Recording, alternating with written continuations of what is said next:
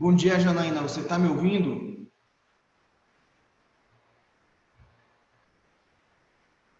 Bom dia, sim, estou. Ah, tá ótimo. Vamos só esperar mais um pouco para ver se entra mais gente, tá bom? Ok.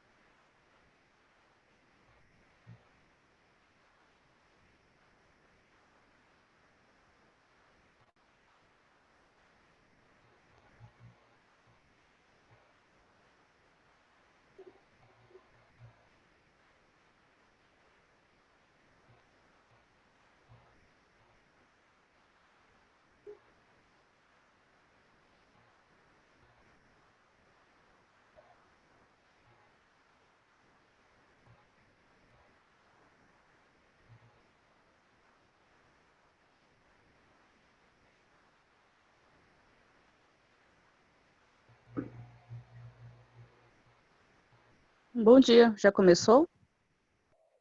Bom dia. Eu estava só aguardando mais algumas pessoas chegarem para a gente começar, tá bom?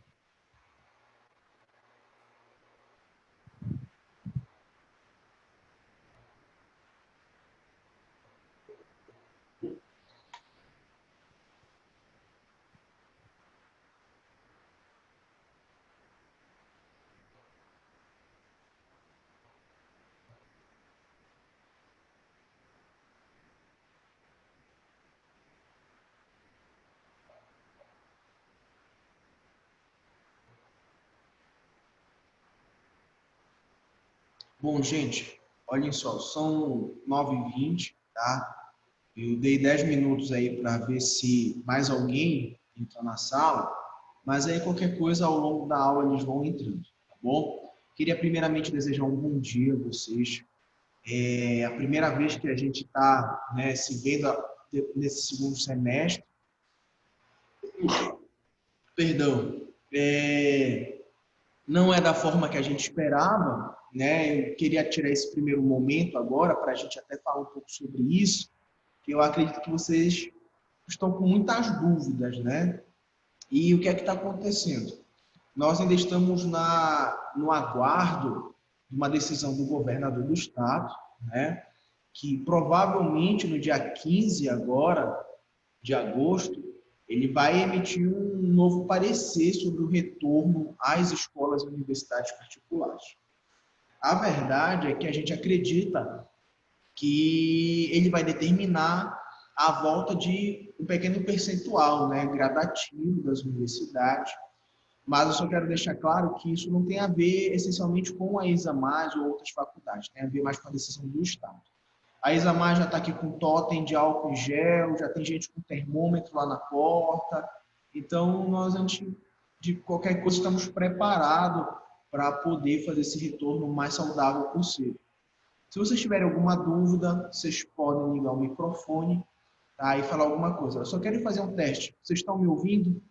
Normal? Sim. Sim. Tá. E aí, gente, o que é que acontece? Pelo que eu entendi, eu não faço parte dessa parte aqui, mas eu ouvi falar que os estágios, pelo menos, iam continuar ocorrendo, né? Não sei se a professora Glória chegou a passar alguma coisa para vocês, ou se, de alguma forma, a professora Elisângela comentou algo sobre isso, né? Mas isso é uma coisa para se decidir depois. Uma outra coisa que eu queria também falar para vocês é o seguinte: vocês estão chegando no 8º semestre, né? Vocês estão já trilhando os últimos passos para vocês terminarem o curso de vocês, que eu acredito que é algo que todo mundo aí está aguardando. Então, a dica que eu dou para vocês é que nesse momento de 8º semestre, eu acredito que é o momento de vocês começarem a pensar no projeto de TCC que vocês querem elaborar, tá? Muita gente às vezes pensa, poxa, está muito longe, eu acho. E a verdade é que quanto mais cedo vocês se organizarem, será melhor para vocês e alcançar o sucesso e tudo mais, tá bom? Então, se tiverem alguma dúvida sobre isso também, é só falar comigo. Se tiverem dúvida sobre qualquer coisa, também falem comigo, tá?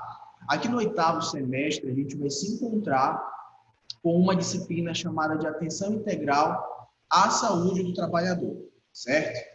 E aí, gente, o que é importante a gente saber dentro disso?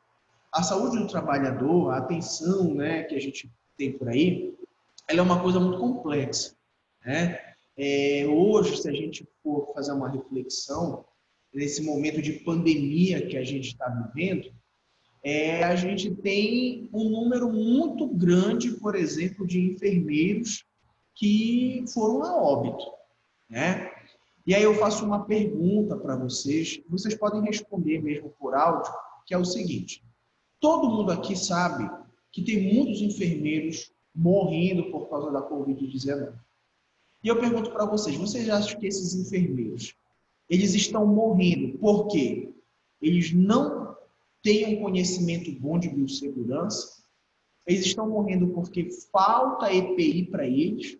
Ou vocês acham que eles estão morrendo porque tem muita gente doente realmente de Covid no mundo todo? O que é que vocês acham? Bom dia, professor. Bom dia. Pelo que eu ando vendo, né, desde o início da pandemia, que um dos problemas mais enfrentados, né, pelos profissionais é essa falta de EPI. Até mesmo, eu não lembro o nome dela, só sei que ela é do Conselho Federal de Enfermagem, e ela deu uma Sim. entrevista abordando, né, esse assunto de que um dos maiores problemas que eles enfrentam é essa carência de EPIs, que não tem. Não dá para todo mundo, na verdade, aí a pessoa, o profissional ele tem que adaptar, né? Sim. E aí eu também já vi profissionais que, em vez de utilizarem o avental, né, utilizam saco plástico, né, para substituir. Exato. Pois é, e aí, Rodrigues, isso daí é interessante que você falou, porque, olha, se a gente fosse pensar em todos esses elementos que eu falei para vocês, a gente ia perceber que todos eles são verdadeiros. Então, a gente sabe que, por exemplo, hoje, quem se forma na faculdade não significa dizer que aprendeu tudo, né? Então, por exemplo, nós temos profissionais que não estão preparados dentro de um conceito de biossegurança, Nós temos locais que não oferecem os EPIs necessários para, por exemplo, você efetivar o seu trabalho, e nós temos uma alta carga do público que está doente, né? Isso é preocupante? É. Por quê? Porque entre todos os profissionais da área da saúde,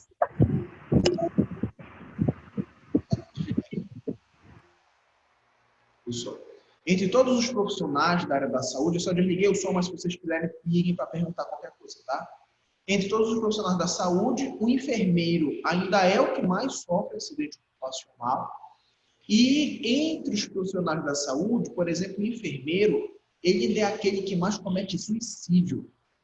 Então, isso assusta muito a gente, porque, infelizmente, as condições de trabalho que nós temos hoje, elas não são condições muito favoráveis para a nossa saúde ocupacional.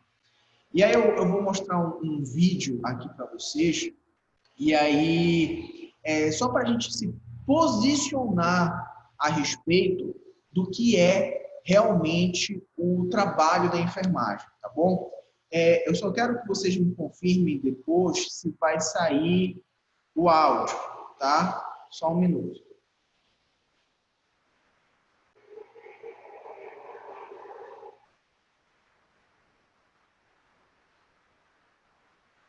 Para ser profissional da saúde, é preciso, antes de tudo... Vocês estão ouvindo, gente, o vídeo? Sim. Tá. É fundamental também fazer cursos específicos, estar constantemente atualizado e, principalmente, ter muita concentração no trabalho. Ao ter vida, a vida não pode falhar. A troca de medicamento, por exemplo, pode ser fatal ou deixar sequelas, tanto no paciente quanto na família dele. Exemplos recentes de 2 crianças vítimas de erros de técnica de enfermagem servem de alerta. O equívoco de uma técnica de enfermagem quase tirou a vida de Davi Emanuel de Souza Lopes, de 4 meses. Ele recebeu alimentação à base de leite na veia, no último dia 15, no hospital onde está internado em Belo Horizonte. Socorrido a tempo, o bebê agora passa bem. No início de abril, Alan Breno, de 2 anos, ingeriu ácido em vez de sedativo, em novo hospital. Outra vez, o erro foi de uma técnica de enfermagem. As duas estão afastadas do trabalho. Os hospitais abriram sindicância para apurar os casos. Elas ainda respondem processo criminal da Polícia Civil e administrativo do Conselho Regional de Enfermagem. Pesquisa do Conselho de Enfermagem mostra que as denúncias de má conduta contra enfermeiros, técnicos e auxiliares de enfermagem estão aumentando. Os recentes casos divulgados não são fatos isolados. Em 2010, foram 127 denúncias, enquanto no ano passado o número chegou a 153. Sim, pensar no contexto geral. Por que está acontecendo esses erros? É a questão da formação, é a questão da não capacitação do serviço, é a questão de tudo. No Porém, estão registrados mais de 146 mil enfermeiros, técnicos e auxiliares de enfermagem. O salário para quem tem curso médio chega a R$ 900 na capital. Para os enfermeiros com curso superior, a renda é variável. Os profissionais exercem diferentes funções. O enfermeiro dirige o setor de enfermagem, organiza os serviços, cuida dos pacientes em risco ou de alta complexidade. A formação básica é o curso de graduação. Já o técnico de enfermagem auxilia em procedimentos mais complicados, como, por exemplo, a passagem de sonda, faz curativo e ministra medicamentos, mas tudo com a orientação do enfermeiro. Formação básica é curso técnico. E o auxiliar de enfermagem trabalha os casos mais simples, como controle de temperatura e banho. Formação é curso livre. É comum esses profissionais de saúde terem o desafio de enfrentar uma longa jornada de trabalho. Mas uma tem que trabalhar 12h36 e outros são 12h36. A cadeia trabalha 12 horas, sai cansado, chega cansado da substituição e tem 12 horas para descanso. Como a maioria, 95 são mulheres, é preciso usar trabalhos domésticos também, o que pesa muito. Técnica de enfermagem há 15 anos, Selma de Lourdes trabalha durante 12 horas todos os dias em 2 hospitais. Mesmo assim, afirma que não se rende ao cansaço. Mesmo cansado, a gente às vezes tem que dar um sentido. Você tem que tomar. Porque doando você vai perder o cansaço, você vai deixar poxa, foi mais uma vitória. Hoje eu ganhei esse dia porque eu vi um sorriso, o elogio do paciente. Nosso Cruz. Selma é responsável pela organização do carrinho usado pelos médicos. Na sala, onde os pacientes se recuperam das cirurgias, monitora de perto a recuperação de cada um. Batimento cardíaco, vocês estão respirando bem, se não há sangramento, se não está tendo dor intensa. Eliana é coordenadora do bloco cirúrgico e também responsável por 700 técnicos de enfermagem e outros 90 enfermeiros que trabalham no hospital. Para ela, cursos e atualizações periódicas dos profissionais fazem a diferença na hora de cuidar dos pacientes. Nós temos treinamentos que são periódicos e temos os treinamentos introdutórios de todos os funcionários que entram, bem como acadêmicos e estagiários. É fundamental que ele faça esse estágio prévio para quando ele entrar no mercado de trabalho ele não ter tanta dificuldade. Nesta escola, 600 estudantes fazem o curso técnico de enfermagem. Além de 1.200 horas de aulas, eles precisam de 600 horas de estágio. A grade curricular tem 19 matérias, entre elas noções de anatomia, patologias, psicologia. A maior carga horária do curso é sobre medicação. A preocupação ela vem mesmo para evitar erro, né? Nós falamos que enfermagem a gente não pode errar. E principalmente em medicação, que é uma situação que leva a um dano muito grande ao ser humano. Nós não podemos errar. Nós precisamos formar este aluno bem focado na medicação, com entendimento adequado em medicação, para que ele seja um profissional que não tenha esses erros que a gente tem percebido por aí. Já entre as alunas, em comum, existe a vontade de se dedicar à profissão. Poder salvar a vida de alguém, poder cuidar de alguém, isso já se valoriza muito do mesmo, muito gratificado por causa disso. Conquistas e desejos que norteiam quem sonha em ajudar o próximo. O técnico de enfermagem é muito ligado a isso, a ser solidário, a ter atenção, porque o erro no técnico de enfermagem, o erro na área da saúde pode ser fatal. Bom, gente, olha só, isso daí foi importante para a gente entender a complexidade do que é o nosso trabalho, né? E quando ele falou aí de, por exemplo, os erros que muitas pessoas estão cometendo na área da enfermagem, como, por exemplo, administração medicamentosa errada, né?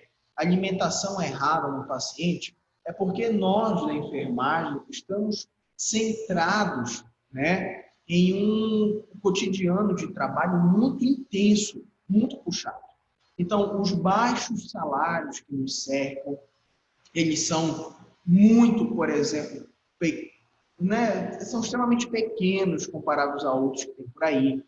A nossa rotina é muito puxada porque se tira plantão atrás de plantão, mas o importante é a gente perceber que, mesmo dentro dessas dificuldades inteiras que cercam a nossa profissão, nós ainda temos um potencial muito grande dentro da saúde do trabalhador de fazer com que esse profissional da saúde, ele alcance o quê? Ele alcance saúde, ele alcance segurança.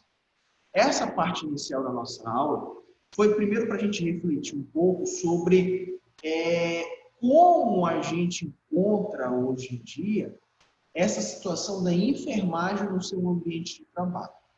Mas o enfermeiro do trabalho, ele não trabalha apenas com profissionais da saúde.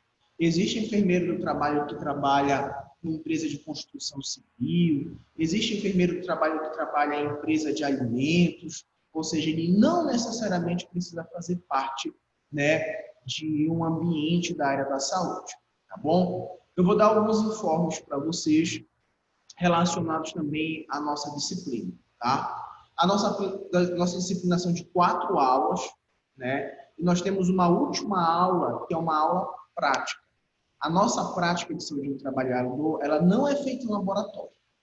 Então, o que é que acontece? A gente acumula sempre o último horário para a gente fazer as visitas técnicas para conhecer o processo produtivo. Pode ser na Coca-Cola, na Serpasa ou em outras empresas. Então, nosso horário de aula sempre são 3 horários. O último horário sempre vai ficar guardado para a gente fazer as visitas ao final da nossa disciplina, tá bom? Só para manter vocês informados. Eu vou espelhar agora aqui para vocês o nosso plano de aula. Então, posteriormente, tanto essa aula quanto os planos eu vou botar na plataforma, mas a gente vai acompanhar aqui e fazer a leitura, tá bom?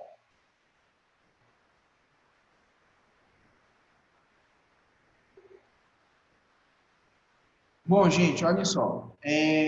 A nossa disciplina de saúde do trabalhador, eu vou passar logo para o nosso conteúdo programático, que é para a gente entender o que a gente vai ver aqui durante esse semestre, tá? A nossa unidade 1 é uma unidade que a gente já vai começar hoje. Ela fala sobre a introdução de saúde no trabalho, né? Ela vai nos mostrar como ocorreu esse histórico de saúde ocupacional, mesmo porque isso é curioso, porque a preocupação com a saúde do trabalhador, ela começou a ter importância a partir de alguns anos depois da Revolução Industrial, né? Então, naquela época, muitos trabalhadores adoeciam e até morriam, e a partir daí foi quando começou-se a pensar na importância que tinha de valorização da saúde desse indivíduo. Nós vamos falar um pouco sobre a saúde do trabalhador no SUS. Por exemplo, o que é que ele faz quando ele se machuca? Será que tem algum órgão que ele deve procurar? Como é que funciona esse atendimento ao trabalhador? Bom, a unidade 2, ela é uma unidade muito conjunta, a unidade 1, e ela vai nos trazer os conceitos de risco ocupacional. Vai nos mostrar o que é um risco biológico, o que é um risco químico, o que é um risco ergonômico, né? Nós vamos aprender o que é um mapa de risco, que é um desenho, né? Um gráfico que nos mostra as áreas de risco de uma determinada empresa. Nós vamos falar de uma coisa chamada de NR. A NR é uma norma regulamentadora. São as legislações que determinam, por exemplo, o uso do EPI, os equipamentos de proteção individual que são importantes para o indivíduo utilizar, tá bom? Vamos falar um pouco sobre as atribuições verdadeiras do enfermeiro do trabalho, né? Como é que ocorre esse processo de trabalho, porque assim, gente, o enfermeiro do trabalho hoje, ele pode trabalhar tanto com assistência, com orientação, né, com planejamento de saúde, ou seja, ele tem várias características de atribuição. E vamos comentar um pouco sobre a gestão de risco de enfermagem e as medidas preventivas do acidente de trabalho. Ou seja, quais são as ferramentas utilizadas por esse profissional que mais são utilizadas no ambiente de trabalho. Tá bom? Bom, quando a gente pensa nessa introdução do ambiente de trabalho, a gente pensa da seguinte forma: qual é a intenção de se falar de segurança do trabalhador? Nós temos 2 objetivos fundamentais. Primeiro, é assegurar a proteção do trabalhador. É assegurar a integridade da saúde do trabalhador. O outro é evitar gastos com acidente de trabalho para a empresa. Tá? Eu vou dar um exemplo para vocês, e é um exemplo assim muito que chama muito a nossa atenção, que é o seguinte: aqui em Belém existe uma empresa de construção chamada, eu acho que é Macro Engenharia. Eu acho que alguns de vocês já ouviram falar. Eu não sei se vocês já ouviram falar dessa história, ou eu já até contei para vocês, mas eu vou contar novamente. E toda obra, quando ela está levantando, né, aqueles prédios enormes, tem um segurança que fica na porta da obra, né? Está uniformizado, de boné, com arma. Quando chega um caminhão com material de construção, por exemplo, com tijolo, o segurança abre o portão e o caminhão entra lá para despejar o material. Acabou. Teve um dia que nessa obra, um operário, né, ou seja, um pedreiro, que estava trabalhando lá, ele teve uma discussão com esse segurança da obra. Acabou. E aí, o segurança da obra pegou um capacete, daqueles de obra mesmo, aquele capacete amarelo, e deu na cabeça do pedreiro. Não, o pedreiro não desmaiou, o pedreiro não sofreu nenhum corte, mas os outros amigos do pedreiro o viram e ficaram fazendo chacota dele, brincando dele, né? E aí, logo depois, esse pedreiro botou a macroengenharia na justiça. Eu pergunto para vocês, gente, sinceramente, vocês acham que a culpa disso é do segurança da obra, que deu a capacitada? A culpa é dos amigos que ficaram fazendo chacota dele e ele acabou se estressando com a situação? Ou a culpa é da macroengenharia? O que é que vocês acham? Respondam aí.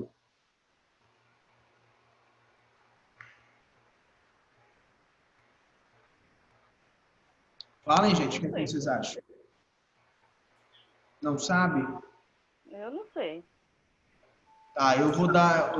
Pode ser falar. que seja um pouco de cada um, porque os amigos têm culpa por ficarem passando, brincando na cara do trabalhador.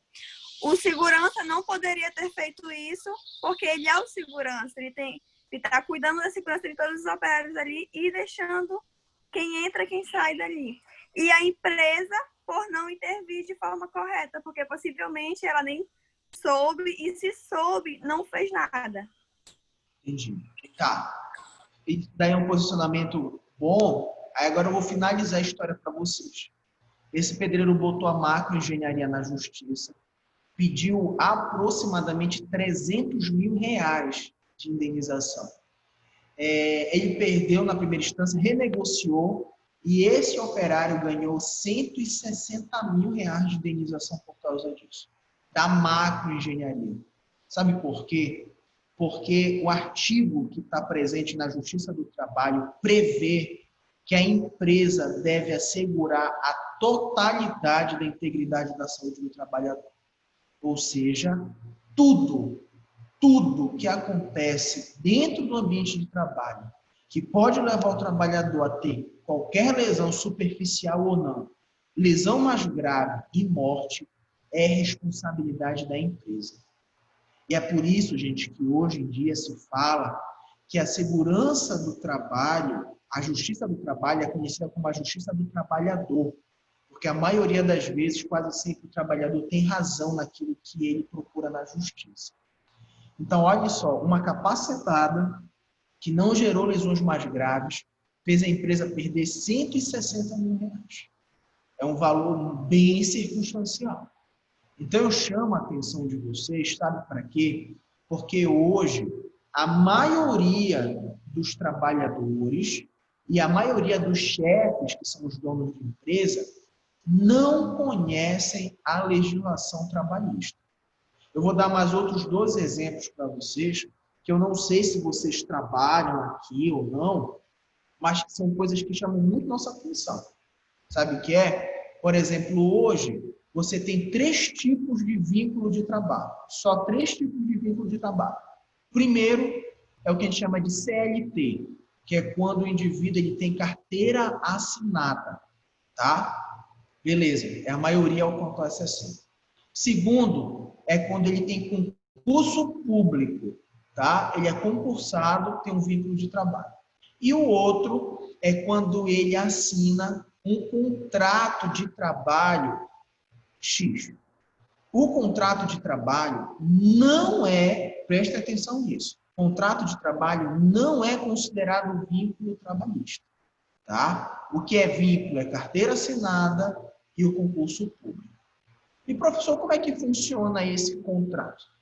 Às vezes você está numa empresa, tem uma empresa ali, vou dar um exemplo para vocês, a Boticário.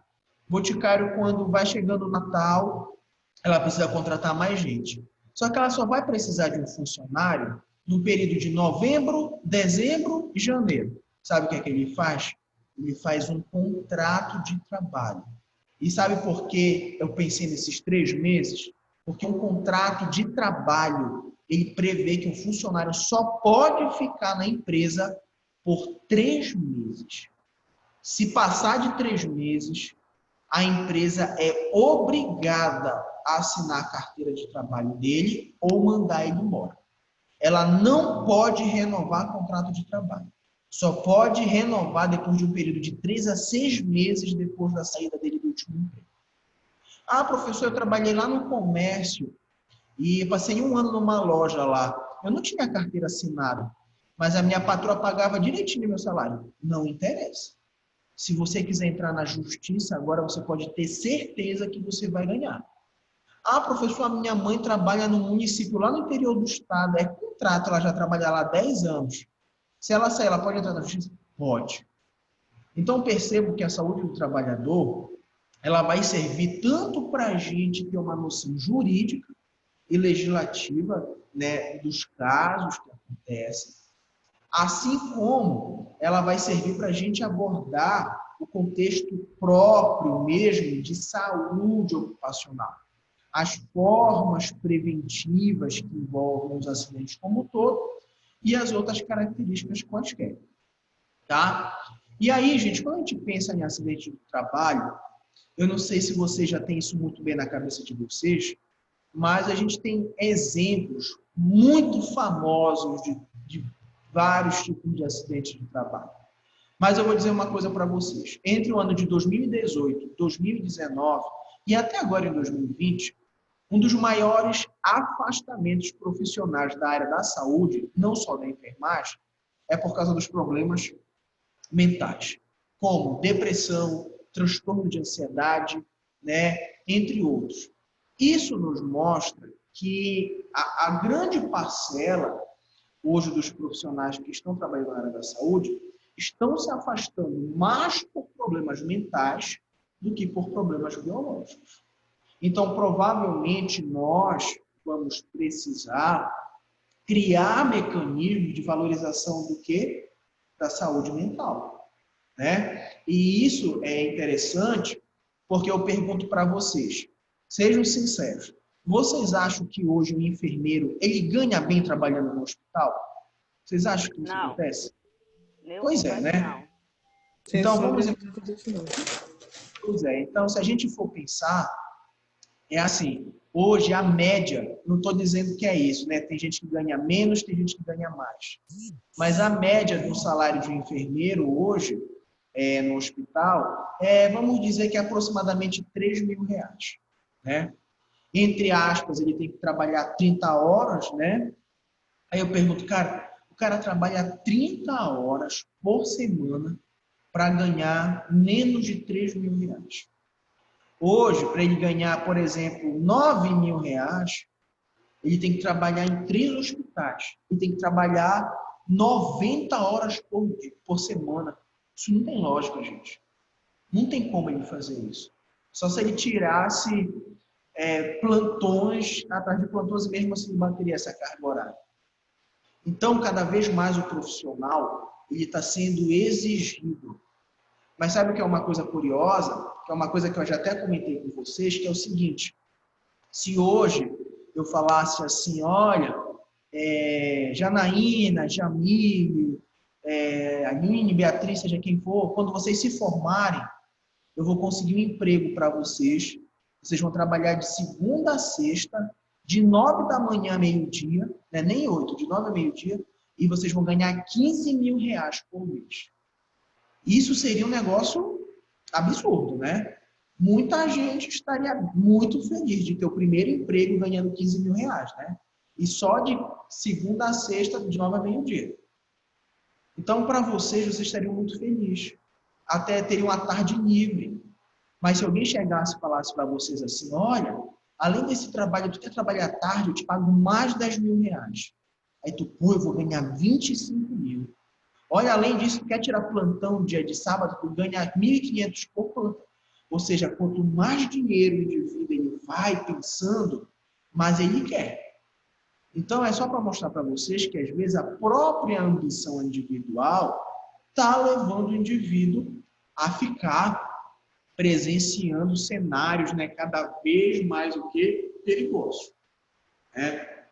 quando a gente pensar em como nós que eu digo porque eu sou enfermeiro do trabalho, quando a gente pensa na nossa área de atuação, ainda é uma área com pouquíssimos profissionais presentes. Se a gente fosse perguntar para vocês que estão aqui hoje na aula, gente, quando vocês se formarem, no que vocês querem se especializar? Muitos iriam falar, olha, professor, eu quero fazer obstetrícia, eu quero fazer UTI, eu quero fazer urgência e emergência, não é verdade? E aí acaba que a gente fica tendo uma área muito menos inexpressiva. Eu vou dar um exemplo para vocês, eu vou até mostrar aqui daqui a pouco, que é o seguinte, nós temos um órgão chamado de SPDM, ele é um órgão de saúde indígena, que eles contratam enfermeiros, né, para trabalhar com a logística de saúde do trabalhador e saúde indígena. E olha que coisa bacana, eles pagam um salário X, né, para o enfermeiro. E quem tiver a especialização em enfermagem do trabalho tem um acréscimo de R$ 2.500. Vocês já pensaram nisso? Eu vou ver se eu mostro aqui para vocês. Espera aí.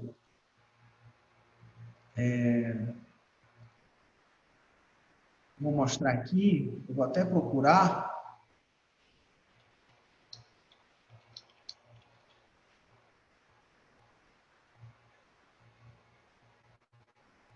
Isso aqui é a página, acho que vocês estão vendo, né? A página central. E aqui, gente, isso aqui tudo são editais de processo seletivo. É carteira assinada lá. Ó, aberta, esses aqui já foram finalizados. Eu vou ver um aqui que tem enfermeiro. Espera aí. Técnico, médico, técnico, enfermeiro. Olhem só. E eu vou mostrar para vocês, só lembrando o seguinte, gente. Aqui nesse edital que eu estou mostrando para vocês, tem duas formas do enfermeiro trabalhar. Trabalhando 10 dias e folgando 20, ou trabalhando 7 dias e folgando 23. Já pensou? Olha, eu vou mostrar o salário para vocês. Só o salário de enfermeiro lá é R$ 7.785. Se você for enfermeiro do trabalho, acrescenta mais R$ 2.500. Ou seja, mais de R$ 10.000, né? Então, pessoal, é assim, a gente precisa entender que existem muitas oportunidades para o enfermeiro do trabalho. Hoje, em Belém, só existe uma instituição de ensino que oferece esse curso de especialização, que é a ESAMAS. E, inclusive, o coordenador dessa especialização sou eu. Antigamente, a FAMAS tinha, mas não tem mais. Então, nós ainda precisamos de muitos profissionais que precisam estar relacionados a isso, tá bom? Gente, agora que a gente comentou um pouco assim sobre a enfermagem do trabalho, eu pergunto uma coisa para vocês. Vocês acham que o trabalho, olhem só, a gente já sabe que é importante, mas vocês acham que o trabalho de um enfermeiro do trabalho, ele é perigoso? Ou vocês acham que não é perigoso? O que é que vocês acham?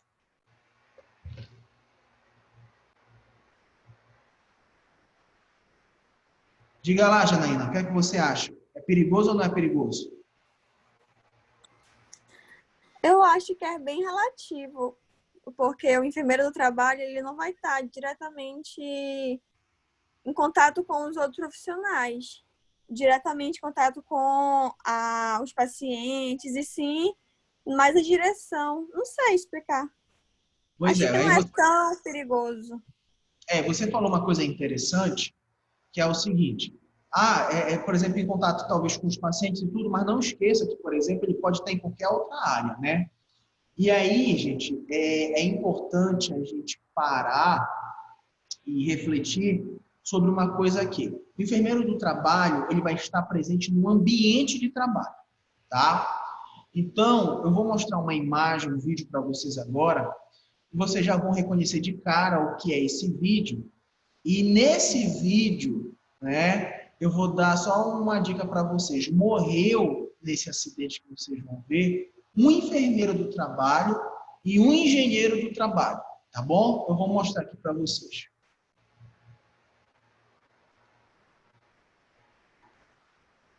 Olha só, eu acho que todo mundo lembra disso, mas eu vou colocar... No exato momento em que a Terra cede, isso é a barragem que se rompendo. E aí a lama vai tomando conta de tudo. Parte aqui da empresa Vale vai ser afetada. Esse mar de lama segue para a parte mais baixa, onde estava ali a parte administrativa e também o restaurante. Muitos funcionários não conseguiram fugir a tempo. Quando a gente falava dessa tragédia, era exatamente isso. Será que foi tão rápido assim, a ponto de ninguém conseguir, e nem ter o ponto mais alto e fugir? Você está vendo a velocidade dessa lama, dos rejeitos que vão como uma avalanche, tomando conta de tudo e levando tantas outras pessoas e animais. A Vale chamou o Corpo de Bombeiros logo na sequência, mas depois da tragédia feita, dificilmente eles conseguiriam trabalhar naquele exato momento, e o que a gente viu, esse trabalho de resgate continua até hoje. Mas é impressionante. O exato momento em que a Terra cede, isso é a barragem que se rompendo. Então, gente, isso é para mostrar para vocês que, às vezes, o enfermeiro do trabalho, ele pode estar presente em situações muito perigosas. Assim como ele pode estar dentro de uma empresa, a gente tem enfermeiro do trabalho lá dentro da Serpasa, que é a fábrica da Serpa, né? Pode estar presente em áreas hospitalares. Então, é assim, eu vou dizer uma coisa para vocês. O que chamou a minha atenção a fazer enfermagem do trabalho era o dinamismo que essa área ela oferecia, entendeu? Então é assim, a gente consegue trabalhar em diversos ambientes, que muitas vezes a gente escolhe, né? Ah, quero tentar trabalhar em tal lugar, numa área de mineração ou não, e isso também nos mostra, sabe o quê? A responsabilidade que nós temos, porque numa situação como essa, existe todo um protocolo, por exemplo, de atenção a esses funcionários do trabalho, de prevenção desses acidentes como um todo. Tá bom? Alguém tem alguma pergunta para fazer? Não? Gente, olha só. São 10 horas da manhã, claro que a gente não tem intervalo normal, mas eu vou só pausar aqui para pegar um copo de água para mim, tá bom? Eu só peço que vocês não saiam, tá? Só vou pausar a gravação. Bom, gente, eu voltei. Eu vou compartilhar agora o nosso primeiro slide para a gente dar continuidade, tá bom? Olhem só. A gente vai dar um cenário inicial para vocês do que é o acidente de trabalho, né? Então, olhem só. Quando a gente pensa... Qualquer coisa é só falar, tá bom? Quando a gente pensa em acidente de trabalho, acho que vocês estão vendo aqui o slide, nós temos vários segmentos que o enfermeiro do trabalho está presente. Aqui, por exemplo, nós temos exemplo de transporte, infraestrutura, setor rodoviário, industrial, madeireira, construção civil, mineração, saúde. Isso significa dizer que nós estamos presentes em diversas áreas que nos permitem exercer a força de trabalho.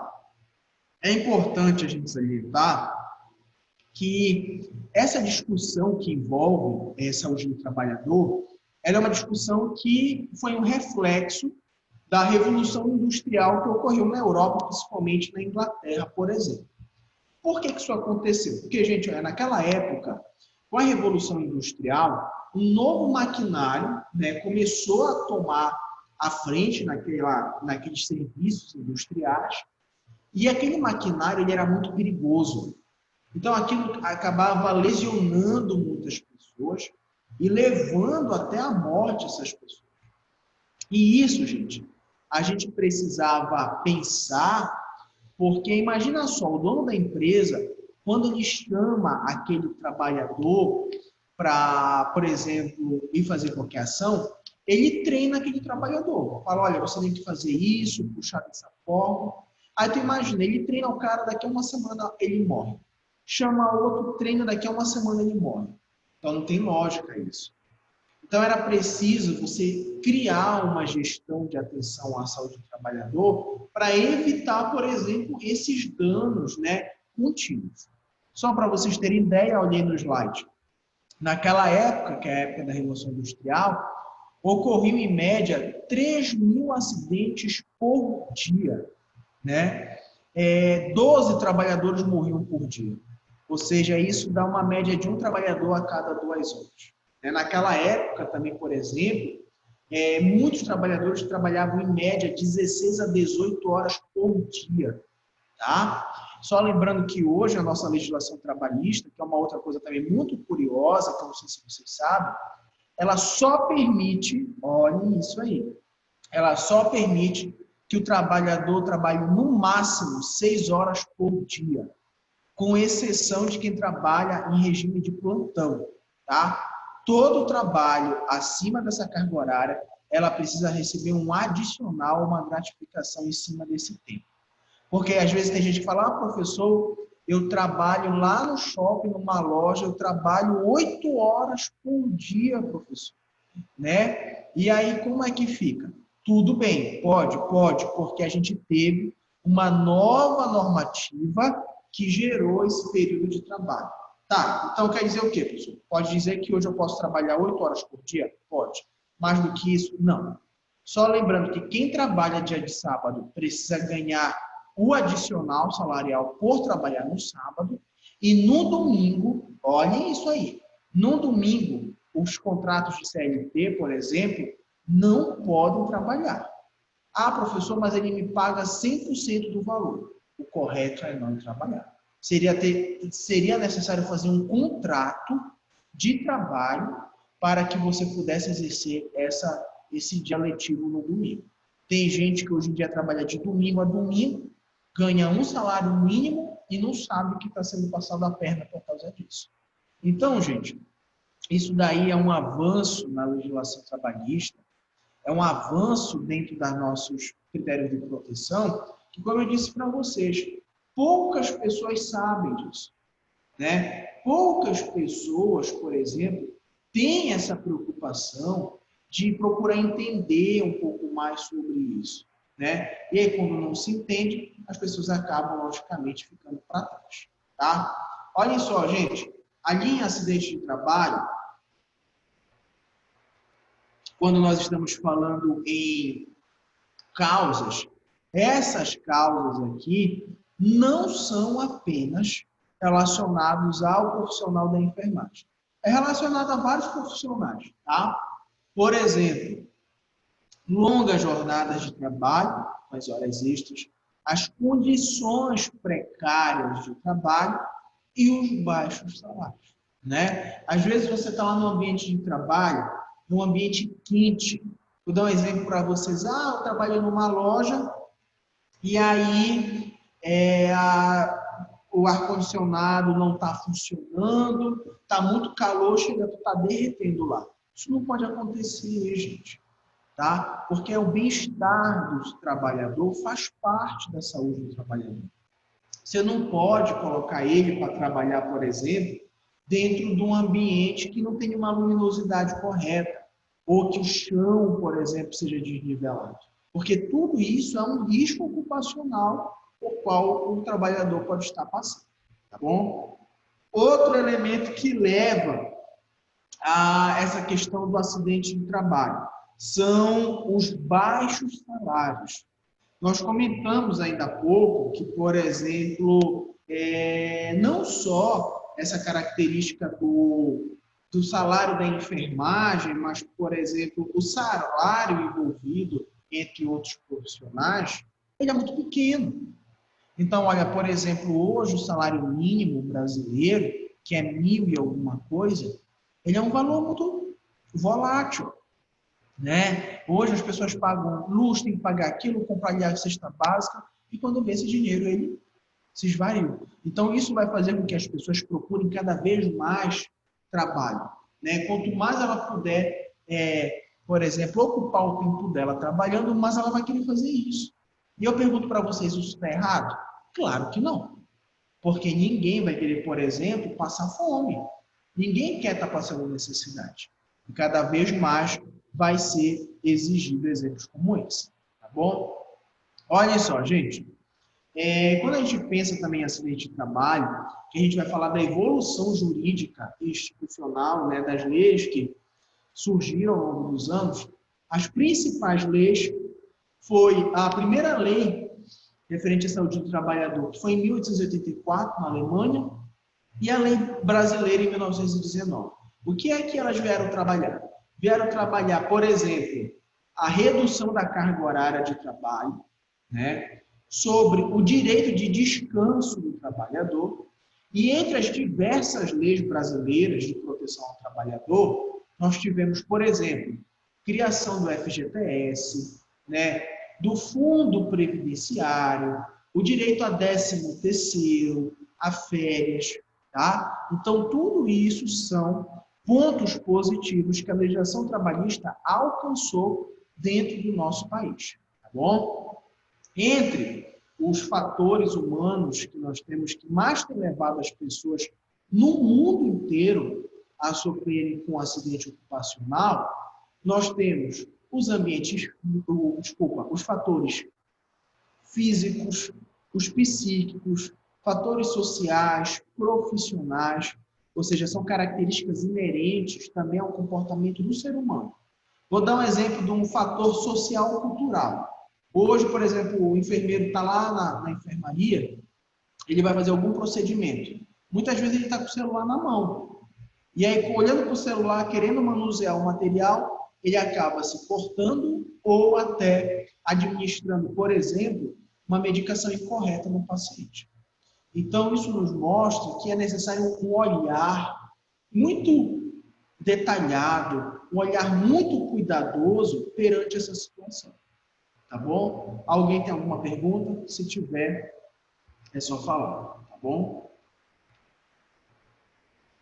Bom, vamos passar aqui para o conceito de acidente de trabalho, tá? Isso aqui é um conceito legal, né? Como eu digo, legal da legislação mesmo brasileira, que diz o seguinte: o acidente de trabalho, ele é aquele que ocorre pelo exercício do trabalho a serviço da empresa, provocando uma lesão corporal ou perturbação funcional, que cause morte ou a perda ou redução permanente ou temporária da capacidade para trabalho.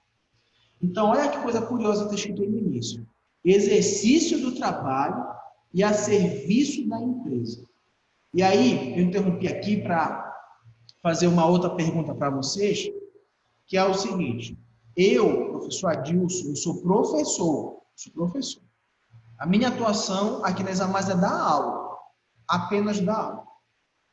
E aí, vamos imaginar que a professora Elisângela, ela veio aqui na sala, bateu, falou assim: Adilson, vai ali no líder para mim e compra um lanche que a gente vai fazer uma ação aqui para recepcionar alguns alunos.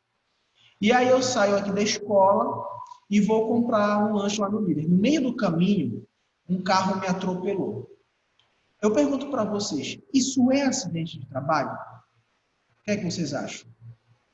Eu creio que sim, porque o senhor estava a serviço da empresa, né? Mas mesmo eu sendo professor, será que isso é acidente de trabalho? Por exemplo, eu só trabalho dando aula. Será que isso é acidente de trabalho? Acho que não. Ah, não. Sim, porque Acho que não. acho que sim, porque caracteriza também como um desvio de função. Pois é, aí, gente, a gente vai falar de algumas coisas curiosas aí, que são o seguinte: isso é acidente de trabalho, tá? Independente de eu ser professor ou não, ser servente ou não, seja o que for, isso é acidente de trabalho. E outra coisa, isso é desvio de função, sim, como o Giancarlo falou, causado pela empresa. Existe dois tipos de função. Um que é gerado, por exemplo, pela gestão da empresa. Por exemplo, a professora Elisângela mandou eu ir. Então, ela está assumindo o risco de me mandar para a rua. Agora, o outro é, por exemplo, eu, que sou professor, estou dando aula para vocês e falo assim: gente, eu vou lá no líder, por conta própria, vou lá no líder agora, que eu vou comprar um lanche, depois eu volto para dar aula. Se eu sofrer alguma coisa, isso pode até ser caracterizado como desvio de função. Não, desculpa, isso vai ser caracterizado como desvio de função, mas eu estou assumindo a responsabilidade. Então, se eu colocar Examais na justiça, eu vou com certeza perder, porque eu assumi o risco. Entendeu? Então, é assim, isso mostra para vocês que hoje o profissional, quando ele está no ambiente de trabalho, ele necessita ter a responsabilidade de exercer a sua função e não outras funções. Vou dar um exemplo para vocês, porque assim, eu sou enfermeiro do trabalho, eu trabalho com consultoria junto com um amigo meu que é advogado, dentro desse ambiente de saúde do trabalhador. Vocês sabem, os maiores casos de desvio de função que a gente tem hoje na Justiça do Trabalho aqui é de empregada doméstica. Porque eu pergunto para vocês, quando você contrata uma empregada doméstica, assina a carteira dela, por exemplo, a diarista, a empregada doméstica, ela cozinha? Cozinha, né? Ela pode passar roupa? Pode. Sim. Ela pode arrumar casa? Pode. Sim. Ou seja, toda vez que você tem um trabalhador, você precisa ter uma ficha de caracterização desse indivíduo. Aí tu sabes o que é que o patrão manda ela fazer? Manda ela levar o filho dele para a escola, manda ela ir lá para a loteria, meio-dia, pagar a conta para ele. Né? Isso não é atribuição da diarista do empregado doméstico. Você tem um conjunto de características da profissão. E isso não faz parte. Aí, quando ela é mandada embora, ela vai para a justiça e alega que ela teve desvio de função e trabalhou fazendo outras coisas. E aí ela ganha. Tá? A mesma coisa é o seguinte, vou logo chamar a atenção de vocês para isso, para vocês verem como é curioso. Em 2019, no Brasil, a Justiça do Trabalho teve o maior número de processos relacionados a WhatsApp. Por exemplo, tu vai lá para a tua casa, tu trabalha de 8 a meio-dia. Tu chega na tua casa, dorme quando dá 2 horas da tarde, teu patrão tá lá. Olha, tu conseguiu fazer tal coisa? Tu tem como enviar um e-mail para ele? O que ele está fazendo? Ele está pedindo para você trabalhar fora do seu horário de trabalho. O pessoal entra na justiça e pede hora extra para a empresa e ganha. Então, gente, é só para vocês perceberem que às vezes nós, trabalhadores, estamos em um meio tão errado, que a gente acaba nem pensando sobre isso. E que se a gente for procurar os nossos direitos, a gente vai perceber que a gente tem uma seguridade muito grande atrás disso. Muito grande. Eu tenho um outro exemplo para dar para vocês, que é um exemplo que chama muita atenção, que é o seguinte, vocês aí que estão aqui hoje na aula, não sei se vocês trabalham ou já trabalharam, alguma vez vocês já tiveram o salário de vocês atrasado? Várias vezes. Várias vezes? Demorou quanto tempo, assim? Quantos dias? Eu acho que em torno Na empresa de ele não 10 chama dias. de quinzena, ele chama de vintena. Quanto tempo, Lorena Londres, não ouvi? Em torno de uns 10 dias. Em torno de 10 dias o salário, o vale alimentação, mais de um mês atrasado. Era assim. Tá, e me diga uma coisa, pagaram alguma diferença para você por esse atraso? Não. Tá. Vou dar um Professor? exemplo para... Oi, pode falar. Eu conheço uma pessoa que ela trabalha e não recebe já desde o ano passado, mais ou menos por outubro e tal, e até hoje está trabalhando no mesmo lugar. Basicamente, Ela só trabalha o que recebe é um supermercado. Aí, desde o ano passado não recebe. Basicamente, é só vale entre aspas, porque não assina nada que está recebendo. Sim. E compra, né? Como é supermercado, tipo, compra as coisas lá, pega assim, meio que não paga, faz só uma conta lá e pronto, acabou. Basicamente é isso. Olha, isso daí, gente, é para vocês... Isso daí é um caso onde uma pessoa consegue facilmente ganhar muito benefício na justiça. Né? Eu vou dar 2 exemplos para vocês. Um aconteceu com o meu primo. O meu primo trabalha como designer gráfico, então ele tem uma gráfica, faz painel e tudo mais, e a gráfica dele fica ali no bairro de Canudos. E tinha um rapaz que morava lá na rua que ele estava passando por uma situação financeira muito crítica. Muito crítica. E aí todo mundo ficava penalizado, inclusive o meu primo dava cesta básica para ele e tudo. E aí um dia ele procurou o meu primo lá na gráfica e perguntou para ele assim, você tem como me arranjar um emprego? Porque, meu amigo, eu não tenho mais como conseguir. O meu primo falou para ele o seguinte, olha, eu não tenho como encaixar você aqui, porque é um trabalho muito específico, eu já tenho todos os trabalhadores. Mas, se você quiser trabalhar aqui varrendo o chão, por exemplo, o papel que cai, eu te deixo aqui por 2 meses para te ajudar e eu te pago R$500 por mês, só para tu varrer. O cara chorou, agradecido com o meu primo. Ele começou a trabalhar. Depois de 2 meses, quando ele saiu, ele botou meu primo na justiça, alegando que ele trabalhava sem reconhecimento trabalhista. E ele ganhou, vocês sabiam? Então, olhem só, né? É para vocês pararem e pensarem como, às vezes, o patrão acha que ele está ajudando. Não, eu não assino a carteira dele, mas em compensação, no dia do aniversário dele, eu dou R$100 para ele. Gente, isso é besteira, né? Isso daí não tem nada a ver. Manter um trabalhador é muito mais do que isso. E o outro exemplo que eu quero dar, que é baseado no que a Lorena Londres, que eu perguntei para vocês sobre o trabalho, vocês sabiam que se o salário do trabalhador ele atrasar entre 3 a 5 dias, ele deve ter um acréscimo de 20% do total do salário dele? E se o salário dele atrasar de 10 a 15 dias, ele precisa receber 100% a mais do valor do salário dele. Significa dizer que se você precisar receber dia 5 de agosto, que é amanhã, né? Amanhã, R$2.000, e você vai receber lá dia 20 de agosto, obrigatoriamente o seu chefe tem que pagar R$4.000 para vocês. Vocês sabiam disso? Provavelmente não, né? Então, isso é só para vocês perceberem que o patrão, às vezes, ele faz essas cagadas de atrasar salário, porque nem ele sabe disso. Mas, segundo a legislação, é obrigatório que, por exemplo, o professor, ele receba até o 5º dia do mês.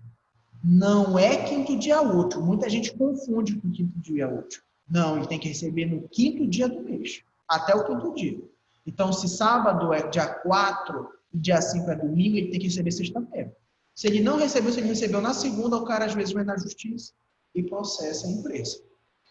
O exemplo que tenho da Lorena Londres, por exemplo, que é só para ela ter uma noção, aconteceu com um amigo do meu pai. Meu pai, ele é auditor na CESPA. E aí, ele trabalha lá e, graças a Deus, é concursado. E ele tem um amigo que trabalha com ele, que no dia do pagamento do Estado não caiu o salário do amigo dele. Vocês acreditam nisso? Rapaz, esse cara ficou tão preocupado.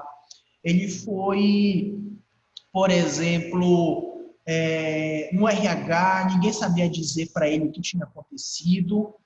E aí ele estava com medo de ter sido demitido e nem está sabendo dessa história. E, afinal de contas, os próprios amigos começaram a falar que até ele tinha sido demitido. Esse rapaz não tinha dinheiro para pagar as contas dele. Foi na escola da filha dele tentar negociar a mensalidade e fez um empréstimo para poder pagar as contas dele de luz e tudo mais. Gente, o salário dele só saiu junto com o outro salário do outro mês. Vocês já atrasaram o salário dele em 30 dias. Esse cara meteu o governo do Estado do Pará na justiça. Eu pergunto para vocês acham que ele ganhou ou não ganhou? Ganhou. Ganhou, com certeza. Vocês acham, e chutem, quanto vocês acham que ele ganhou de indenização? 50 mil. 20? Que mais? Alguém dá mais? Eu dou 20. Tá. Ele ganhou, vocês estão sentados aí, ele ganhou R$1.150.000 de indenização. Partiu trabalhar pro Milionário Estado. só com uma justiça. Mas, gente, vocês sabem por que ele ganhou tudo isso? Porque ele arranjou um advogado muito bom. Tá? Eu vou dar um exemplo para vocês hoje, um dos melhores advogados trabalhistas que a gente tem. Passa logo o contato dele, professor. Eu já vou falar para vocês quem é. Ele é o advogado da Examage. É o doutor Alberto Maia. É o ex-presidente do Paysandu. Vocês já ouviram falar nele? Nunca. Nunca. ele é um dos melhores advogados trabalhistas do Brasil. Sabe o que foi que o cliente... o contato dele, prof. Eu tenho aqui, eu vou passar no grupo para vocês. E aí, eu chamo a atenção de vocês, sabe por quê? Porque o trabalhador, gente, ele teve danos morais severos. Ele alegou que ele precisou fazer empréstimo bancário. Ele se submeteu a ter que pedir desconto, né, na escola. Ele foi fonte de assédio moral, porque as pessoas ficavam falando para ele que ele tinha que... olha, será que tu não foi demitido mesmo? Ele teve gasto financeiro, porque ele teve que se locomover, desgaste emocional, indo atrás de uma resolutividade. Ele teve atraso de 1 mês, não foi respeitado tudo. Ou seja, além de ele pegar todos os direitos honorários, ele ainda pediu as indenizações por tudo que ele passou. Aí eu pergunto para você, já pensou que ia ganhar R$1.150.000? E ele continuou concursado. E ainda ganhou o salário dele que estava no evento. Então, gente, fala, Giancarlo, fala. Aí depois de 1 mês ele ganhou 1 milhão e pouco, aí no outro ele recebeu o salário dele também normal. Continua recebendo. Salário normal. E, por exemplo, ele é concursado, né? Ele não perdeu o cargo nem nada do tipo. Claro que desse R$1.150.000, o advogado deve ter levado aí uns R$100.000. Mas mesmo assim, né? Quando ele recebeu o dinheiro, gente, ele comprou 2 Hilux, caminhonete, deu uma para a esposa e ficou com a outra.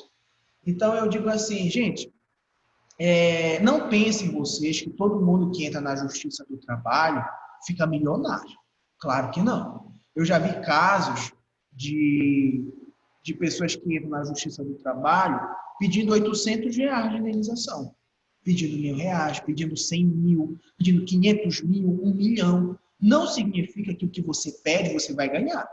Às vezes tem gente que chega pedindo R$100.000, o juiz determina pagar R$10.000. O ruim, pessoal, de quando você entra na Justiça do Trabalho com uma ação, é que quando você vai procurar um outro trabalho, se esse teu patrão jogar na internet, ele encontra se você já abriu uma ação trabalhista contra alguém ou não. Então, a orientação que eu dou para as pessoas é o seguinte, cara, tu vai entrar na Justiça para pedir R$1.000 de indenização? Eu acho que às vezes não vale a pena. Porque tu vai ter que pagar advogado, tu leva 1 ano às vezes para resolver isso, tu fica queimado. Agora tu entra na Justiça, tu já é concursado, tu não vai ser exonerado por causa disso, né? Tu entra no Estado para pedir uma indenização que tu vai ganhar R$1.200.000, vai. Né? Vai porque vale a pena. Ainda manda o pessoal dizendo que estava demitido para longe. Pois é, mas olha, eu vou te dar um outro exemplo. Meu pai, ele é concursado da CESP e ele é concursado do Ministério da Saúde. Ele trabalha na FUNASA. É um órgão que tem ali na frente da Santa Casa, na Faculdade de Medicina de lá. E aí, uma vez ele fez uma viagem a serviço da empresa. E a diária, por exemplo, vamos imaginar que ele tinha que receber de diária R$600, né? E aí ele recebeu R$500. Faltou R$100 do valor da diária dele. É um exemplo. Só que o meu pai, ele não vai entrar na justiça por causa disso e tudo mais. E ele avisou que ele estava precisando desse valor. Eles não pagaram os R$100. O papai foi lá de novo, conversou, aguarde. Não pagaram. Meu pai esperou 1 ano por esse valor. Quando foi depois de 1 ano, o papai, ao invés de fazer uma ação trabalhista, ele escreveu uma carta para o Ministério da Saúde, endereçada para o ministro da Saúde.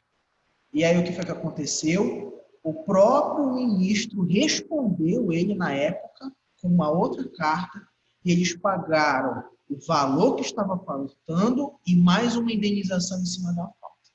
Isso significa dizer o quê? Que antes da gente procurar tribunais e tudo mais, a negociação ela pode acontecer. Então, me mandaram embora e me chamaram de feio no trabalho, eu vou entrar na justiça. Entra, mas não necessariamente você vai ganhar alguma coisa, porque tem gente que enche a boca para dizer assim, Não, porque o dia que me mandarem embora daqui, eu vou entrar na justiça. Gente, vocês precisam ter muito bom embasamento para ganhar dinheiro, porque ninguém dá dinheiro de graça. Né? Então, não vão ficar pensando aí que vocês vão entrar e vão ganhar 1 milhão, 500 mil. Esse caso da Londres, ela poderia depois recorrer, sabe por quê? Porque a ação trabalhista não tem validade. Se isso aconteceu há 5 anos atrás, ela pode entrar hoje ainda. Né? Então, é só um exemplo. Tá bom? Alguma pergunta ainda?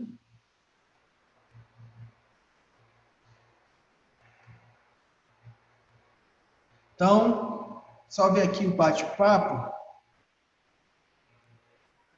Bom, aqui o Marlon estava comentando, né, a diferença de acidente e incidente de trabalho. Na verdade, oficialmente, o que a gente tem de conceito na área da saúde do trabalhador é o conceito de acidente de trabalho. Eu vou dar um exemplo para vocês. Vamos imaginar que essa minha máscara, ela é uma folha A4. E essa folha A4, ela passou aqui no meu dedo, ó. E cortou, está saindo sangue. Isso foi um incidente? Foi. Aconteceu. Eu pergunto para vocês, vocês acham que isso foi um acidente de trabalho? Sim ou não?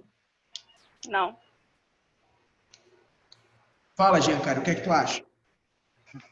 Eu acho que o que caracteriza um acidente de trabalho é aquela coisa lá, toda e qualquer lesão que você sofra que reduza a sua produtividade ou a sua vida, a mesma coisa, uma pessoa trabalha com um computador, no meu caso. Aí eu começo a sentir dores em questão do tendão, aquele famoso DORT ou LERT. Aí isso pode causar um acidente, e isso pode ser um acidente de trabalho que eu vou perder uma parte dos movimentos até. Mas agora a pessoa, tipo assim, só um cortezinho, aí, digamos assim, por um descuido meu, mesmo que eles tenham me dado um respaldo, tipo assim, eles estão me dando equipamento, mesmo assim, eu me acidentei, como se fosse só um cortezinho, acho que não caracteriza, não. Eu acho que se caracteriza porque ele estava em função da empresa, ele estava fazendo algo relacionado à empresa. Aí ele se cortou, sim, é considerado um acidente de trabalho. Entendi, Janaína. Gente, a verdade é que isso é um acidente de trabalho. Não esqueçam que tudo que acontece com a integridade da saúde do indivíduo dentro do ambiente de trabalho é um acidente de trabalho. Professor, o cara cortou o dedo no papel. Não interessa. É acidente de trabalho. Agora, o que eu quero que vocês pensem é o seguinte: não pensem em acidente de trabalho, dinheiro e indenização. Não é isso que importa. O acidente de trabalho aconteceu, olha, mas professor, a empresa me pegou, me levou no ambulatório ali, fez um curativo no meu dedo, fez isso, fez aquilo. Gente, tá natural. Você não vai botar a empresa na justiça, você vai perder. Agora, uma coisa é você chegar aqui na sala de aula, ter um buraco, né, se tivesse um buraco aqui no meio da sala, e você já avisou, já escreveu uma carta para o dono da Examás, tu chegou um dia aqui, caiu, quebrou a perna, né? Tu ligou lá para a Examás e falou, eu preciso falar com alguém porque eu quebrou minha perna. Professor, não tem como a gente fazer nada. Aí é sacanagem. Né? Aí sim, tu vai para a justiça e vai pegar um bom dinheiro ali em cima desse processo todo, entendeu? Agora, gente, eu quero chamar a atenção para vocês. Por que eu dei esse exemplo do corte com papel? Sabe por quê? Porque eu já presenciei uma situação legislativa como essa. Lá no SENAC, que fica ali na CZD, eu trabalhei lá. E lá, o professor, ele dá aula. Ele não tem que mexer em depósito nenhum. Ele não tem que pegar nada em nenhum lugar. E lá, quando o professor precisa de uma cartolina, por exemplo, ele solicita para a pedagoga, e aí a pedagoga abre o armário, pega lá uma folha de cartolina, tinta, o que você quiser. E aí uma professora foi lá no pedagógico e pediu 3 folhas de cartolina. A pedagoga estava no telefone e falou, pegue lá. A professora foi lá dentro, pegou a cartolina e cortou o dedo. Gente, ficava só um traçozinho do sangue, nem pingou sangue. Ela voltou, olhou para a pedagoga e falou assim, olha, isso não era para eu estar fazendo. Eu cortei o meu papel e isso é um acidente de trabalho. Vocês sabem que o Senac fez? Deu 5 dias de afastamento para ela poder se recuperar do corte com o dedo. Numa espécie de tentar se proteger para que ela não entrasse na justiça contra a empresa. Então, isso é para chamar a atenção de vocês, que às vezes uma coisa que a gente acha uma besteira é muito importante. Professor, ainda está sendo emitida a CAT para esse tipo de acidente de trabalho? CAT tem que ser emitida em até 24 horas do acidente. A empresa que não abre a CAT, ela está cometendo um erro severo. Porque, por exemplo, quando tu entra na justiça, a primeira coisa que o juiz vai perguntar para o dono da empresa é o seguinte, cadê os documentos comprobatórios do acidente de trabalho? Aí o cara fala, não abri CAT. Já era. Até para um simples corte de dedo. Olha, eu vou te dizer uma coisa. O corte de dedo, você furou o seu dedo fazendo, como é que eu digo para você? Furou com uma taxinha. Porque, gente, não é apenas o ocorrido, mas é o reflexo disso. Por exemplo, tu já pensou tu cortar teu dedo com um estilete enferrujado? Tu tem risco de pegar tétano, pegar outras infecções. Aí eu te pergunto uma coisa, tu usa as mãos, teu dedo está tudo dolorido, como é que tu vai movimentar a mão? Tu vai estar trabalhando em produtividade. Então, tudo é o reflexo do que existe, entendeu? Agora é o seguinte, vamos dar um exemplo. Você cortou seu dedo com papel. Amanhã já está tudo cicatrizado. Aí, tu foi demitido. Aí tu fala, vou entrar na justiça, porque não abriram a minha CAT. E o que é que tu vai pedir? Tu vai entrar na justiça para abrir teu CAT? A tua CAT? Tu não vai ganhar dinheiro por causa disso. Não, mas eu quero danos. Que danos? Né? Então, tipo assim, é o que eu digo para vocês. Tem que entrar na justiça sabendo muito bem o que vocês vão querer. Entendeu? Porque nesse sentido, não é produtivo para vocês. Vocês ainda vão ter que pagar o advogado. O advogado vai ser mais caro do que o valor que vocês vão receber. Entendeu? Então, é isso que vocês precisam pensar. Certo? Mas é obrigatório, sim, abrir CAT para todo tipo de acidente de trabalho. Eu pergunto isso porque eu vi já faz um tempinho aí que para acidentes assim dessa natureza já não precisava mais abrir. Não lembro. Na verdade, a gente tinha um setor de gravidade, mas o que acontece, gente, é que hoje a gravidade do acidente ela tem a ver também com a parte subjetiva. Sabe por quê? Porque um corte, um dedo, para um trabalhador que é hemofílico, que ele tem, por exemplo, problema de coagulação sanguínea, pode ser muito grave, não pode? Então, é diferente de, por exemplo, hoje eu cortar meu dedo. Então, a subjetividade, ela também é levada em consideração também dentro de alguns casos. Entendi. Tá? Vou continuar aqui com o compartilhamento da tela. Onde a gente parou aqui, peraí. O conceito legal. Depois eu passo também os slides. Vocês têm grupo no WhatsApp, gente? Eu estou nesse grupo, nem me lembro. Bom, eu não sei se eu estou, mas se vocês quiserem me colocar, se eu não tiver, eu acho que eu estou, né? Que era a Marta, eu acho. Eu passo para vocês também o material. Olhem só. Na verdade, tem que montar um grupo para sua disciplina, eu acho, né? Entendi. Mas tudo bem, qualquer coisa eu vou colocar na plataforma, isso, não se preocupe, tá bom? Olha só, gente, a legislação brasileira considera acidente de trabalho todos os sofridos pelo empregado no local e durante o trabalho, em consequência dele. Tudo que a gente vai falar agora é considerado acidente de trabalho. Então, professor, tudo isso aí que aconteceu comigo, eu vou ganhar dinheiro? Não significa isso. Tá? Ter acidente de trabalho é uma coisa. Poder indenizar e ganhar dinheiro é outra coisa diferente. Tá bom? Tá. Vamos ver lá. Acidente de trabalho. Ato de sabotagem ou terrorismo praticado por terceiro, inclusive companheiro no local de trabalho. Vamos imaginar aqui um exemplo lá já que a gente falou dessa palavra de terrorismo, vamos dar um exemplo aqui. Vamos imaginar o cara ou a mulher que estava lá no World Trade Center, quando aqueles aviões terroristas se chocaram contra o prédio. Vamos imaginar que uma pessoa que estava lá dentro sofreu corte na cabeça, né? E acabou sobrevivendo. Eu pergunto para vocês, isso é acidente de trabalho ou não?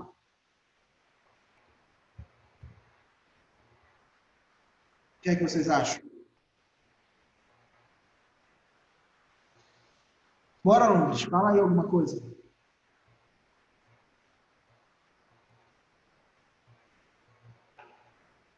Bom, vocês não querem falar, mas eu vou dar um exemplo para vocês. Isso é, sim, considerado um acidente de trabalho.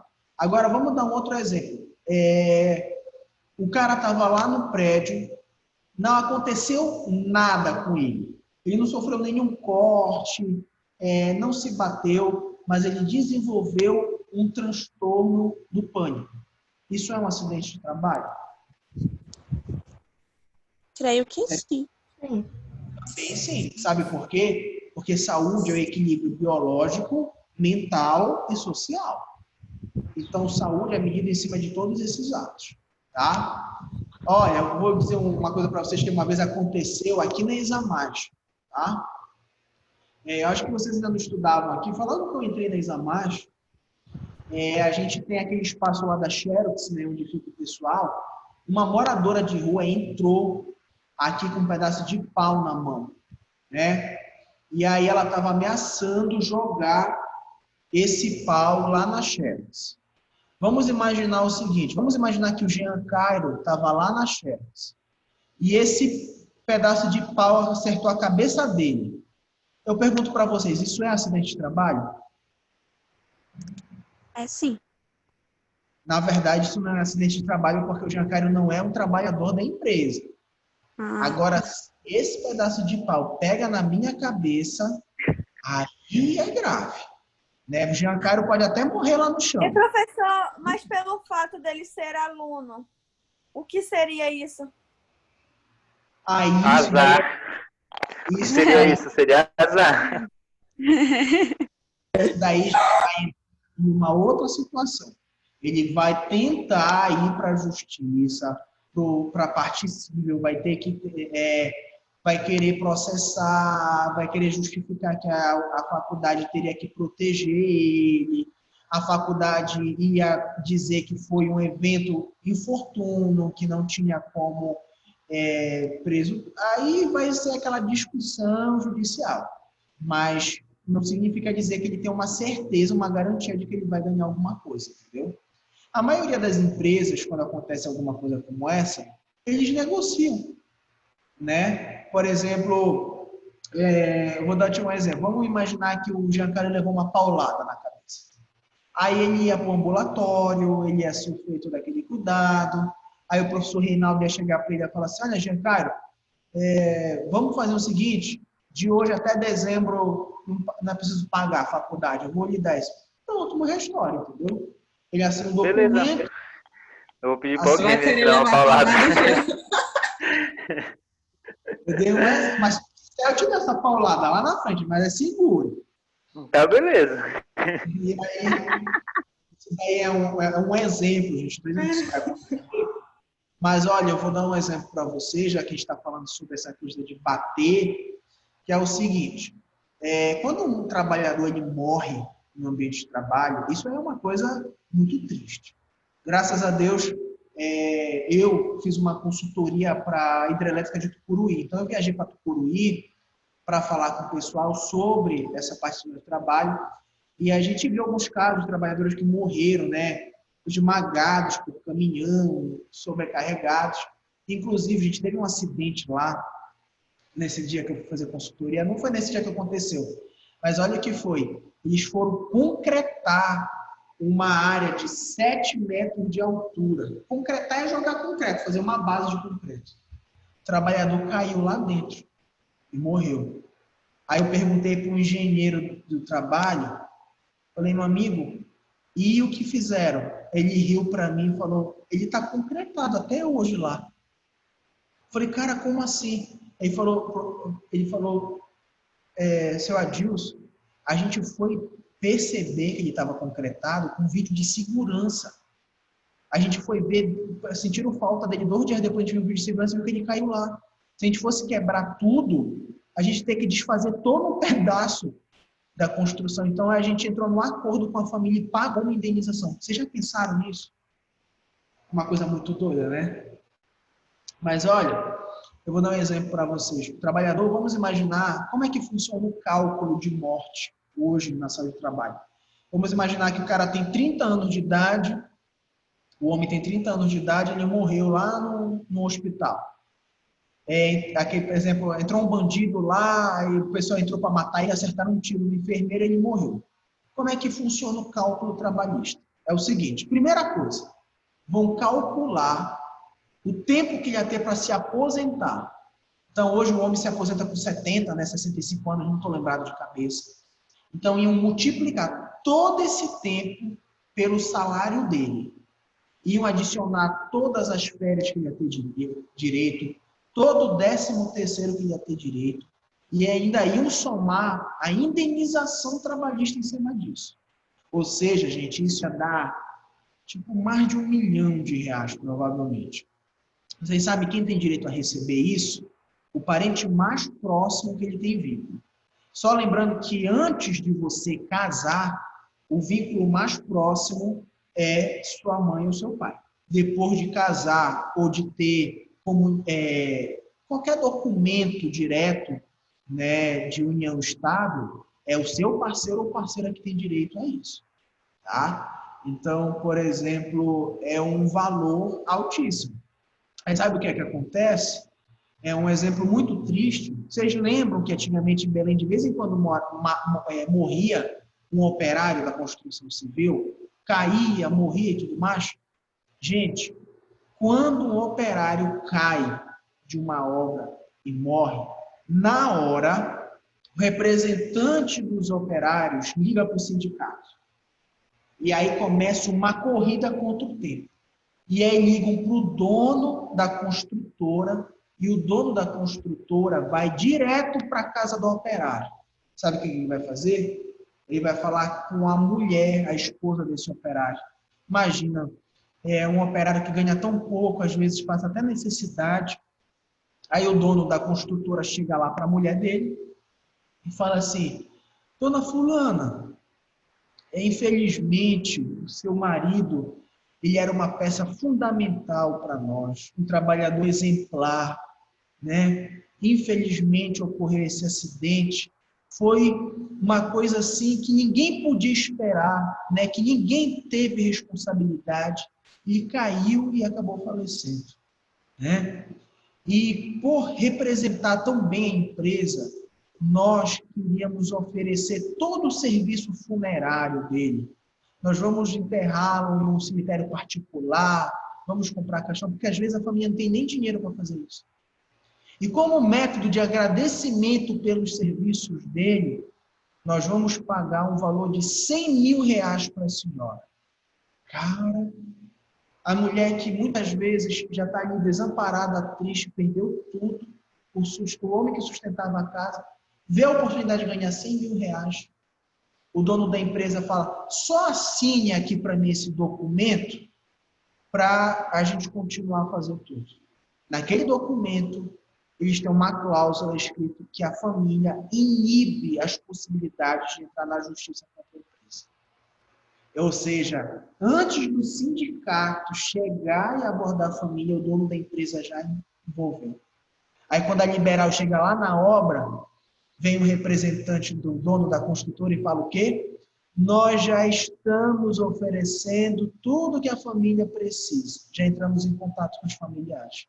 Já era. Essa mulher que poderia ganhar R$1 milhão, R$1,5 milhão na justiça, abriu mão e está ganhando R$100 mil. Certo? Alguma pergunta, Giancarlo? Aconteceu uma coisa parecida lá na empresa que eu trabalho. Um mecânico, ele pediu para Na verdade, ele pediu pro cara apertar o freio, o cara apertou o acelerador. Aí ele veio a falecer. Não, o cara puxou o freio de mão, aí o ônibus baixou em cima dele. Sim. Aí a empresa teve que pagar de indenização 1 milhão e alguma coisa para a família. Pois é. Então, gente, é assim, é claro que ninguém quer que o seu marido, a sua esposa, o seu filho morra. Mas... Professor, outra coisa, o que acontece? Digamos assim, a pessoa morre, ela não é casada oficialmente com a mulher. E aí? Vai para quem? Meu amigo, aí tem uma coisa muito curiosa, que é o seguinte.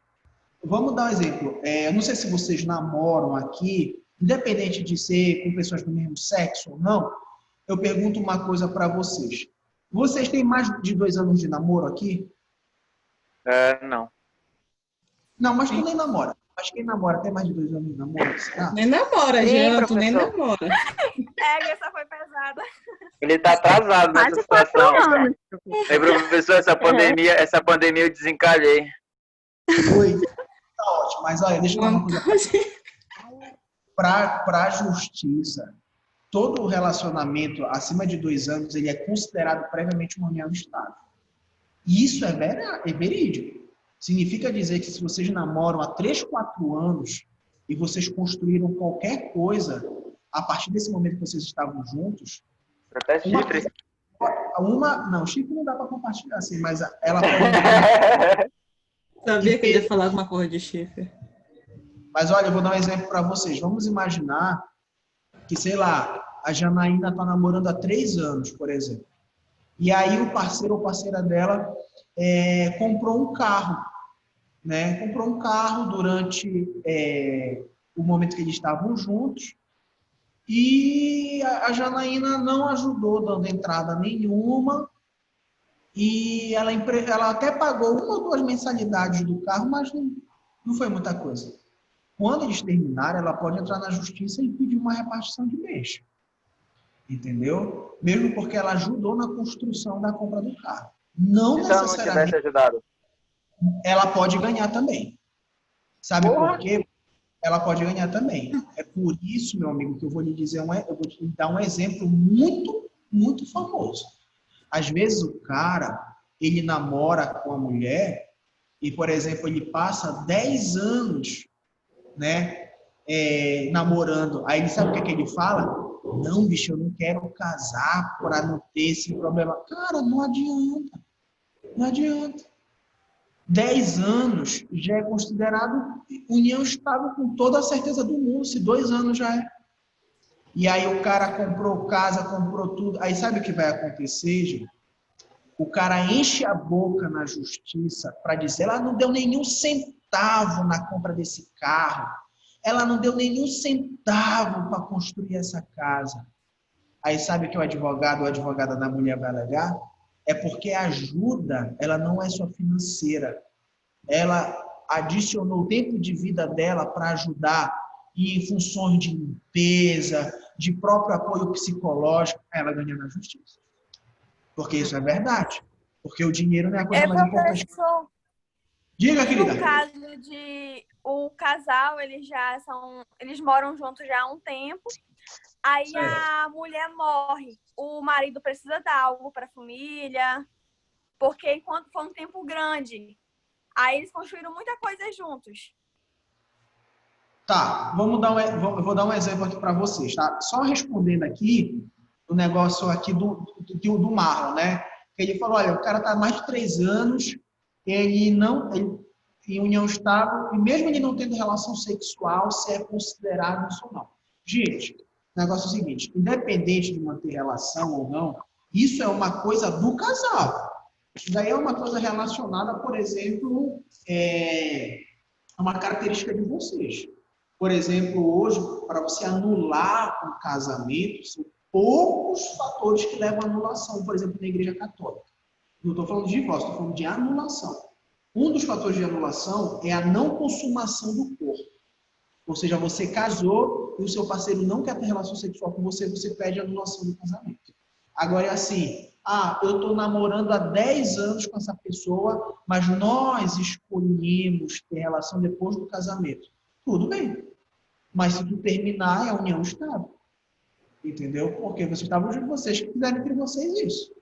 Entendeu? Aí isso não vai anular fator nenhum. Agora, a outra pergunta que o pessoal fez, que falou, o marido tem que pagar alguma coisa para a família e não sei o que mais. Gente, eu vou dizer uma coisa para vocês. Vocês estão casados? Sim ou não? Oficialmente? Não. Tá. Não, mas isso foi um caso que aconteceu aqui no meu interior. E ele deu para a família. Tá, eu vou te contar aqui, olha. Eu vou dar um exemplo para vocês. Quando vocês forem casar, que vocês forem dar entrada no cartório, sabe o que aqui o cartório vai pedir para vocês? A certidão de nascimento de vocês. Eles vão ficar com a certidão de nascimento. Vocês não têm mais certidão de nascimento. O documento de vocês agora é a certidão de casamento. Por mais que você divorcie, você não pega mais certidão de nascimento. Você vai ter uma certidão de divórcio. Tá? Significa dizer que quando você casa, seu vínculo maior é o seu companheiro. O que você deve, dentro desse elemento todo, é isto. Aí vamos dar um exemplo. Eu estou casado, por exemplo, a minha esposa está lá em casa. Acontece alguma coisa com ela, eu não tenho responsabilidade sobre a família dela. Agora existem casos especiais, muito grandiosos, que são o seguinte: o meu marido, no caso eu, declaro imposto de renda e coloco no meu imposto de renda que a minha esposa e os pais dela são meus dependentes. Então, a minha esposa, quando falece, os pais podem ir atrás de receber uma espécie de valor em cima do salário do indivíduo. Mas não significa que eles vão ganhar. Só significa que eles podem ir. Entendeu? Não existe obrigatoriedade nenhuma de você pagar nada e coisas do tipo. Entendeu? Alguma pergunta? Professor, Diga. no caso, assim, desses profissionais aí que trabalharam, né, vieram a falecer por conta da Covid, no caso, a família pode receber essa pensão? Pode. Na verdade, a Covid, quando surgiu, ela não era considerada acidente de trabalho. E aí, depois, o Ministério instituiu que era acidente de trabalho. A família recebe o FGTS, né? Quando morre o trabalhador, o FGTS fica para o parente mais próximo. E recebe a pensão relacionada àquele fator. Só lembrando que pensão não passa para filho. Pensão passa para o companheiro. Aí tem aqueles casos especiais, né? Filha solteira, aí vai uma papagaiada toda envolvendo. Mas recebe sim. Entendeu?